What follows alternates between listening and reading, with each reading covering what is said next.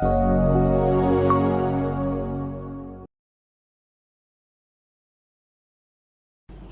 سیستم ارسال انبوه رو میخوایم ببینیم. همینطور که میبینید میتونید شبکه‌های مختلف رو اون بالا انتخاب بکنید. ما الان 3 تا شبکه بله، روبیکا و سروش رو انتخاب کردیم که پیام‌ها ارسال بشه، شماره‌ها رو سرچ میزنه، ذخیره میکنه و پیام مشخصی رو اینجا میذاره و ارسال میکنه.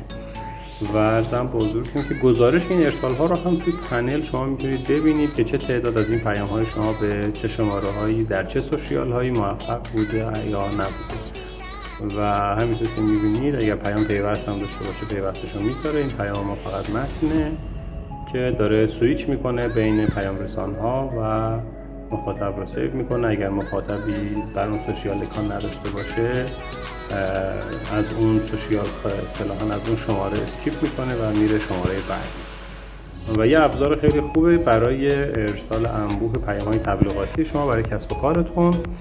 و نرخ بازدید و نمایش هم با توجه به اینکه تو سوشیال‌های مختلف کاربران متفاوتی عضو هستن، شما میتونید برای مثلا با شماره هایی که برای ارسال انتخاب کردین انتخاب بکنید که توی چند تا سوشیال از اون شماره پیام ارسال بشه که اگر در یک سوشیال عضو نبودی یا اگر ندید پیام شما رو در سوشیال بعدین رو ببینه.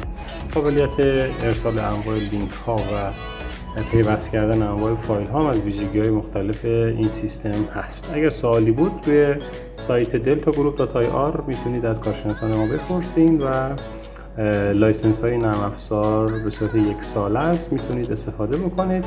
و الان ما با یک لایسنس 3 خط داریم ارسال میکنیم که این پایین 3 تا مرورگر رو باز میکنه و بین خطوط هم بعد از یه تعداد ارسال سویچ میکنه. هر چقدر لایسنس شما تعداد خطوط بیشتری داشته باشه کمک میکنه که تعداد پیام بیشتری رو در طول روز ارسال کنید. موفق باشید. خدا نگهدار.